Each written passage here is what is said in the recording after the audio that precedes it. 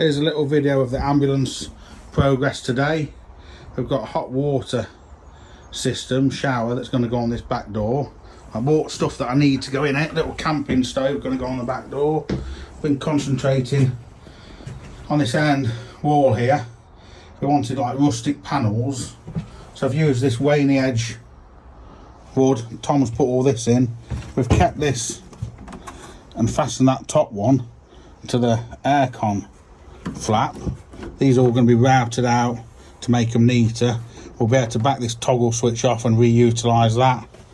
We've kept the window here through to the cab, and then to make it easy, we've kept the cupboard that's got all the fuses in it, and we've just put the wood around that up to it, and then this section here we're going to put a mirror on that door, so that I can still it will disguise that door, be able to get to stuff. Bought a little fridge off internet, and that sits quite well in there, so I think that's going to be all right on a little stand just there.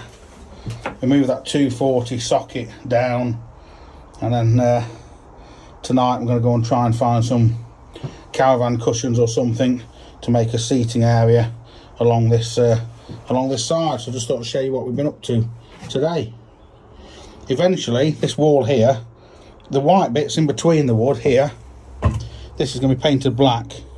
There's going to have LED lights behind here, so when they're on, it look like these panels are floating off the wall. And of course, we've also got to sand them and treat them to finish them, but it's just in there as a rough fix. If I go back out to the entrance of the van, you can see what it looks like. Right, so about another day on the ambulance conversion. Few sort of critical tasks before we can start doing anything that's really going to change the shape. So you've obviously already seen the Waney edge wall. We've painted that. You know, we've been thinking about a few different colours, and we've gone for grey. Then that's going to have an LED light behind it to give a sort of glow from behind the wood. Boards are semi-finished, so you know, starting to get a real mock-up. There's a few obscure things in this, like over this tunnel, which has got the sort of gearbox under. There's like a little bit of wood, so with the offcuts we've got, we're sort of sticking with the theme and fitting bits in. So you know, we're at first fit at the minute, and then we'll key all these in. And as you can see, where that wood ends, we've got the fridge sat, and we're going to have storage down this end. You'll see these beautiful blue bits of wood, which have been pinched from a roof. Not anyone's roof. We did buy them from a merchant. So this is starting to prep for the cladding, which will come down these sides, which is going to be a tongue and groove cladding. These Pinzgauers, they've got pretty sturdy walls. As you can see, the RAF and screwed about everything you could ever think of to the side of this, and none of it fell off. We've grab adhesive and screwed these. It's probably a bit of overkill, but our thinking is that we can mark out where these battens sit behind the cladding, so if in future we want to hang anything on it, any additional cupboards, you know, we've got an additional bit of support to take some weight. So there's stained glass windows going in, which are going to go over these windows, so these are going to stay, and the stained glass will sit this side. So those frames are getting made by a cabinet maker at Corin. So we're going to, when we've got those frames, we're going to fit two of those frames on both sides. Those with a keen eye amongst you will notice that these battens finish a bit higher. So this is bedside, and this is kitchen worktop side. So the worktop is going to sit level with the bottom of this window, which is why this batten finishes here. And as that comes across, what we're thinking, and again this is subject to change after mocking up, is possibly stepping the worktop up, so we've got a bit higher here, so we can have a bit of a spice rack or some storage this side, but that gives us a bit more space here for gas, water, and any sort of bottles of camping related stuff that we need to put in there. Like whiskey. Yeah, like whiskey. Like whiskey. Yeah. They do mini barrels, right? So yeah, so tomorrow we're off to pick up the worktops. So we're going to get that mocked up, and then we can start cladding this wall. On this side, where the sofa cum bed will sit above the Webasto, we've been and got a load of cushions for that yesterday. So post this video, we're going to be mocking that bed up, and you know, I measured it, so fingers crossed that it's all the right size. I'm sure Corin has complete confidence in my tape measure abilities. So yeah, we'll get that mocked up, and realistically, once we've got the worktop mocked up and this area mocked up, we're in a position where we can start cladding, get the windows in, and then we get onto the stuff where when you look at it, you know, it'll really start to transform the shape of it. Only other bits we've done today, all the orange grab handles are out. We didn't want it to look so much like a stagecoach bus, so they've been painted to match the grey walls. You know, whilst they've obviously got purpose dynamics, they're quite useful in this. You know, it's a utilitarian vehicle. It's quite high off the ground, so they are handy to have, so we're putting them back in. And we're currently sourcing some 12-volt LED lights to replace these fluorescent tubes, which are currently in, of which 2 of the 4 bulbs work.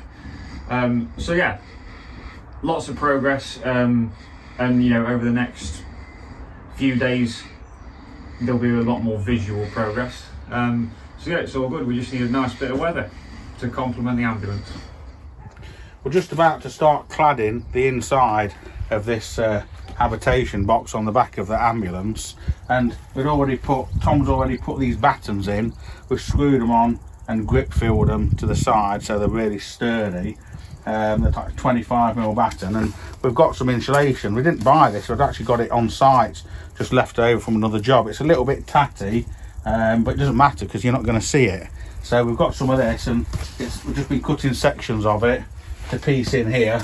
We're even using up these little oddments and these odd sections. It doesn't really matter. It doesn't need to be insulated, it's already done, but there is going to be a void there, so we might as well put a little bit extra in because we've got it kicking around. It hasn't cost us anything, so we can put some more in there.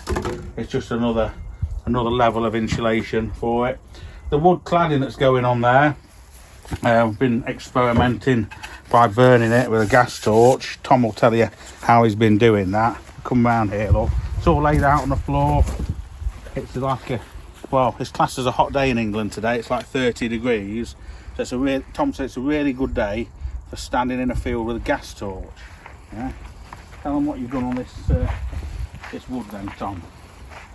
So it's an adaptation of the Japanese wood burning technique called Shou, which is a method of preserving wood through burning it and charring the surface. Now this is a kind of Shou light version, so we're not looking to protect this because it's not outside, but what we've done is we've used a gas torch to bring out the grain in the wood. So essentially it works by even heat across the wood. The softer bits burn at a different rate to the harder bits, then we brush it off, and then ultimately when it's in, we'll seal it with tung oil, so it'll withstand water, it'll withstand splashes, and things like that. So it's, you know, it's a technique that gives you a natural look. As you'll see, all these boards are different. Works well with pine, cedar, any softwood. You can do it on hardwoods as well. This is just pine, tongue and groove that we're putting in place in here. This was a test piece we tried last week. But obviously this has had more heat for longer duration, and then it's been just brushed off with a stiff brush. This has had less heat. This is the sort of side, the image we've gone for. We thought this might be, in this particular camper, I thought this might look a little bit too dark. So they've all been burnt to this sort of degree. So the next job really is to start putting these in a piece at a time, boarding from that front right hand corner along that wall. If you come over here, you'll see in the side there's some controls up there. That black box is the controls for the Webasto diesel night heater. That's the night heater in situation.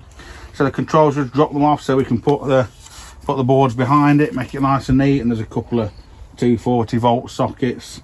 They become live when the vehicle is plugged into 240. For instance, if you're at a caravan site or something in the UK, you can plug in and they're live. We did wonder about relocating them, but we're not even sure if we're going to use them. So for now, we're just going to leave them where they are. probably in reality just going to use it to charge up a laptop or something like that, and it might be worth, at least up there they're out of the way. If we don't use them, they're not in anybody's way. So we're now, Tom can get on with getting some of the boarding on, and it will start to take on more sort of cabin like appearance inside the back of a white ambulance.